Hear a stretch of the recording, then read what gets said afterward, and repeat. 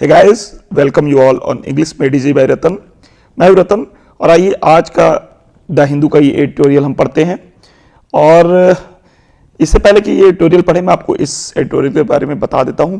ये एडिटोरियल है manual cleaning और मैनुअल स्कैवेंजिंग के बारे में। मैनुअल स्कैवेंजिंग मतलब होती है जो हाथों से सफाई करते हैं। हमारे देश में जो नाले हैं, सीवर टैंक्स हैं, उनकी जो सफाई खुद उसमें उतर कर की जाती है। आइए आपको दिखा देता हूँ। पहले ये देखिए, ये आप देख पा रहे हैं कितनी इनह्यूमन प्रैक्टिस है ये, जो है इस तरह से उतर के नालों में और फिर जो है साफ सफाई की जाती है। सैकड़ों लोगों की अब तक मौत हो चुकी है, डेटा है उसका। तो इससे रिलेटेड ये आर्टिकल है, मैनुअल स्कैवेंजिंग एक्ट है 2013 का, उसके बारे में भी है। बहुत सारे इंग्लिश के अच्छे अच्छे वर्ड्स देखेंगे और फ्रेजेस भी देखेंगे। तो आइए स्टार्ट करते हैं। मर्डर इन सीवर। सीवर मतलब होता है गंदा नाला, मर्डर मतलब उसमें मर्डर हो जाना, कत्ल हो जाना। तो एक्चुअली कोई मर्डर करता नहीं है, लोग उसमें उतरते हैं और उनकी मृत्यु हो जाती है। लिखा भी हुआ है, deaths during manual cleaning of sewage are unacceptable. ये क्रक्स है इस आर्टिकल का। डेथ्स मतलब मृत्यु, ड्यूरिंग मतलब दौरान। किसके दौरान? मैनुअल मतलब जो हाथों से सफाई होती है, किसकी? सीवेज की, ठीक है ना। आर अनएक्सेप्टेबल, अनएक्सेप्टेबल मतलब अस्वीकार्य है, ठीक। All human lives are precious. मानव जीवन महत्वपूर्ण होता है, बहुमूल्य होता है। प्रेशियस मतलब क्या होता है? बहुमूल्य होता है। बट लेकिन इन प्रैक्टिस होता क्या है? वास्तविक जो धरातल पर प्रयोग में क्या होता है? Some are seen as less precious than others. लेकिन कुछ जो जीवन है उनका मूल्य दूसरों की तुलना में जो है कम महत्वपूर्ण रूप से देखा जाता है, कम बहुमूल्य रूप से देखा जाता है। Despite the efforts. डिस्पाइट मतलब होता है के बावजूद, एफर्ट्स मतलब प्रयास। तो किन के प्रयासों के बावजूद? कोर्ट्स के प्रयासों के बावजूद और सरकारों के प्रयासों के बावजूद law and enforcement have been unable to keep a certain category of workers out of harm's way. तो कोर्ट ने भी प्रयास कर लिए हैं, गवर्नमेंट ने भी प्रयास कर लिया है, लेकिन फिर भी कानून, इन्फोर्समेंट मतलब होता है जो कानून को लागू करने वाली एजेंसियां हैं, हैव बीन अनेबल, वो क्या रही हैं? असमर्थ रही हैं। हैव बीन ना present perfect continuous, to keep a certain category of workers out of harm. Keep somebody out of something. देखिए कीप, यहां पर कीप हो गया, और आउट ऑफ समथिंग, किसी को किसी चीज से बाहर रखना है। तो किसको किससे बाहर रखना है? अ सर्टेन कैटेगरी ऑफ वर्कर्स, कुछ निश्चित कैटेगरी के वर्कर्स हैं, उनको नुकसान पहुंचने से बाहर रखने में असमर्थ रही है। कौन? ये एनफोर्समेंट एजेंसीज। और किस कैटेगरी ऑफ वर्कर्स हैं, किसकी बात हो रही है? यहां ये बात हो रही है।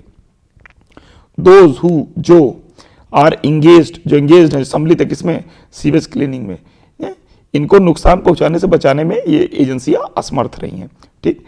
While the job itself is dangerous. एक तरफ जहां जॉब खुद ही खतरनाक है, as several other human pursuits are, जैसा कि दूसरे भी कई मानव के कार्य वो भी खतरनाक होते हैं। परसूट्स मतलब कार्य। Sewage cleaning involves working with human excreta, ठीक है ना, and can not be seen without invoking the concept of dignity of labour. देखिए एक कह रहा है आर्टिकल की, ठीक है, बहुत सारे दूसरे जो कार्य हैं वो भी खतरनाक हैं, लेकिन सीवेज क्लीनिंग जो है इन्वॉल्व, उसमें क्या सम्मिलित होता है? वर्किंग विद ह्यूमन एक्सक्रीटा, ठीक है ना, मानव मल। ह्यूमन एक्सक्रीटा मतलब क्या होता है? मानव मल। अब उसको जो है हाथों से उठाकर ये लोग ले जाते हैं। एंड कैनॉट बी सीन, और इसको इस तरह नहीं देखा जा सकता, विदाउट इन्वोकिंग। इन्वोकिंग मतलब बिना जिक्र किए, बिना एग्जाम्पल दे। किसका? The concept of dignity of labour, ठीक है ना। तो डिग्निटी ऑफ लेबर यानी कि जो श्रम की गरिमा का जो कॉन्सेप्ट है, उसको बिना उदाहरण दिए हुए इस बात का जिक्र नहीं किया जा सकता, ठीक है। हिंदी समझ लेते हैं। कहने का इतने आर्टिकल का मतलब ये, ठीक है भाई, जो है सीवेज की क्लीनिंग खतरनाक तो होती ही है, जॉब खतरनाक है, दूसरे कई जो कार्य होते हैं वो भी खतरनाक होते हैं, लेकिन सीवेज क्लीनिंग में एक तो आप ह्यूमन एक्सक्रीटा से डील कर रहे होते हैं, उसको उठाकर ले जाते हैं, फेंकते हैं, तो उसको जो है श्रम की गरिमा है ना भाई। आप कोई काम करते हैं, डिग्निफाइड होता है, उसमें आपका मन लगता है। जैसे कोई व्हाइट कॉलर जॉब कर रहा है, ऑफिस में बैठ के काम कर रहा है, कोई मशीन बना रहा है, वो काम तो है नहीं, बड़ा गंदा काम है। हाथों से उठाकर मानव का मल जो है वो फेंका जाता है, तो वो कितना निकृष्ट कार्य है। तो उसी की बात कर रहा है कि आप कार्य की गरिमा भी तो देखिए, आप कितना निकृष्ट कार्य उनसे करवाया जा रहा है। To allot the task of removing excreta and cleaning sewers to humans when machines are able to do the work is a gross violation of rights. देखिए वही बात कर रहा है, to allot the task of removing excreta. किसी को ये कार्य कर दे, अलॉट कर देना, ये टास्क, काम क्या, उसको हटाना है, रिमूव करना है, क्या है? एक्सक्रीटा मतलब ह्यूमन मल, मतलब जो मानव का मल है उसको हटाने का कार्य दे देना। और क्लीनिंग सीवर्स, और सीवर को साफ करने का कार्य, किसको दे देना, ह्यूमंस को, व्हेन जब machines are able to do, जब मशीनें हमारे पास उपलब्ध हैं ये कार्य करने के लिए, is a gross violation of rights, ये जो है पूरी तरह से अधिकारों का क्या है, उल्लंघन है। ठीक है, ह्यूमन राइट्स का उल्लंघन है कि नहीं। आर्टिकल 21 ऑफ द कॉन्स्टिट्यूशन, हमारे संविधान का आर्टिकल 21 अनुच्छेद 21 क्या कहता है, ठीक है ना, right to life with dignity, मतलब कि आपको जीवन का अधिकार है, गरिमा के साथ जीवन का अधिकार है। अब आप कोई चाहेगा तो है नहीं कि अपने सर पर मानव का मल ढोए, उसको मजबूर होना पड़ रहा है, फोर्स होना पड़ रहा है, ठीक है ना। तो ये स्टेट की जिम्मेदारी है कि ऐसा कोई काम करने के लिए किसी को फोर्स ना होना पड़े जो इनह्यूमन है, अमानवीय है, ठीक है ना, जो उसकी डिग्निटी, ह्यूमन बीइंग होने की डिग्निटी को खराब करता है।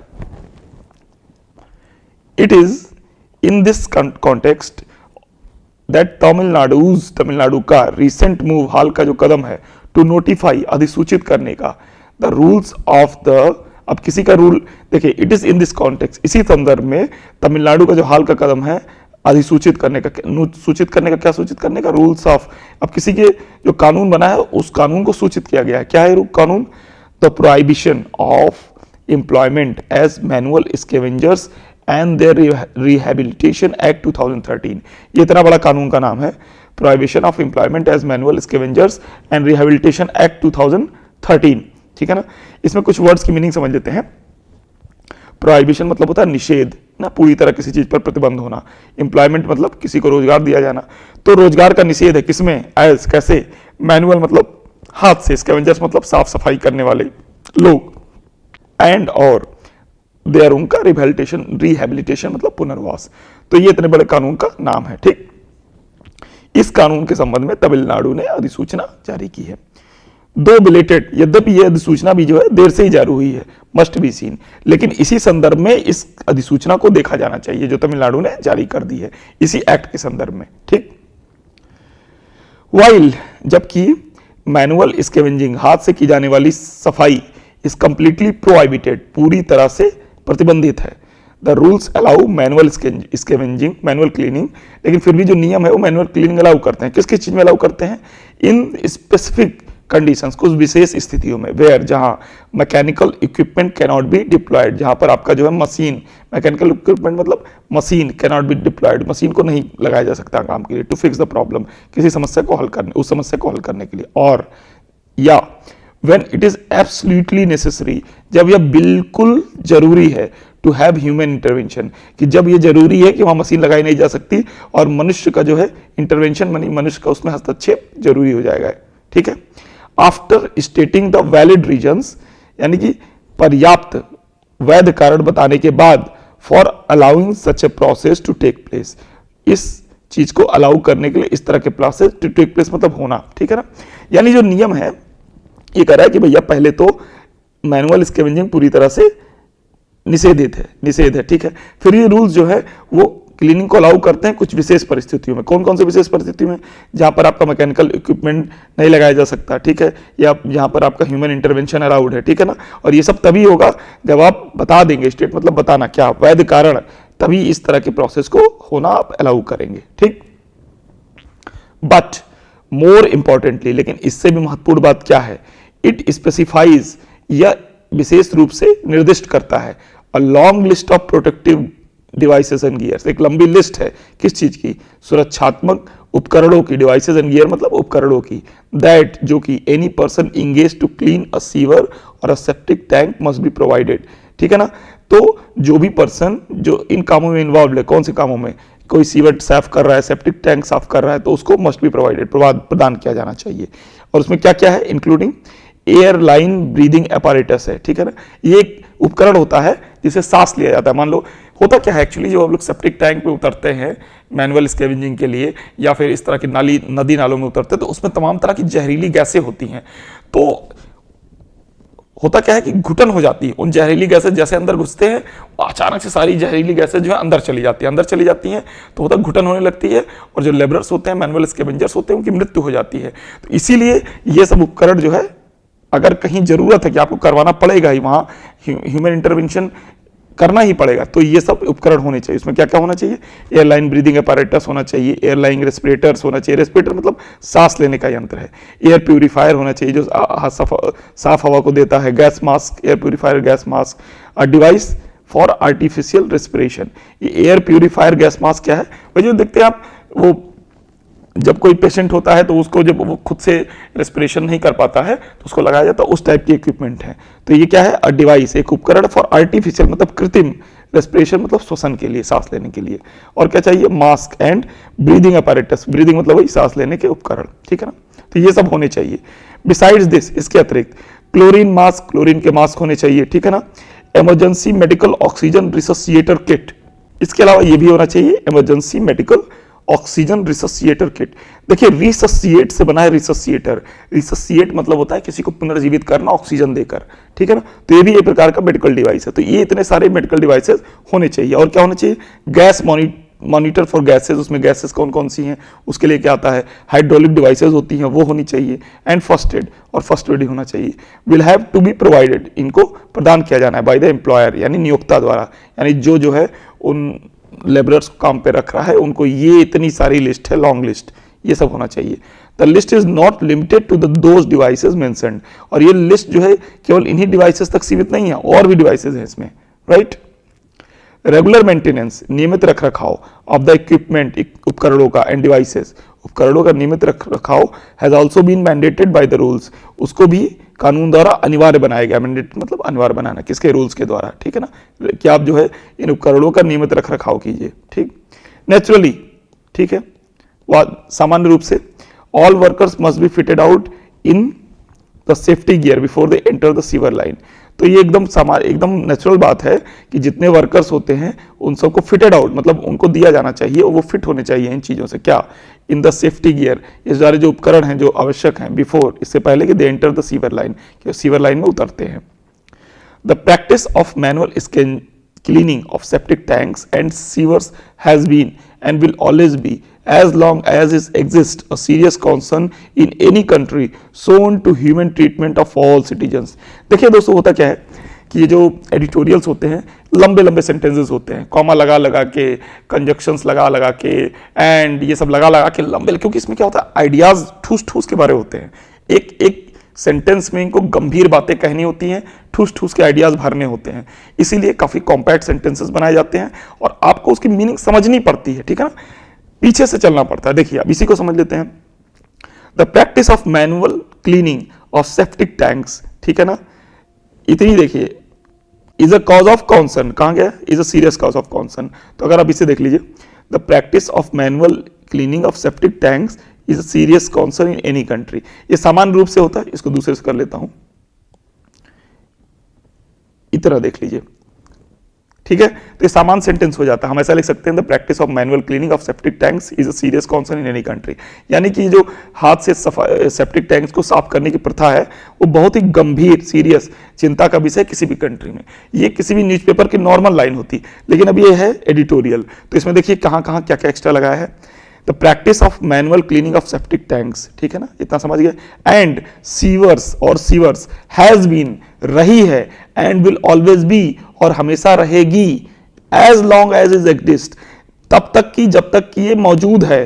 A serious concern in any country, एक गंभीर चिंता का विषय किसी भी देश में।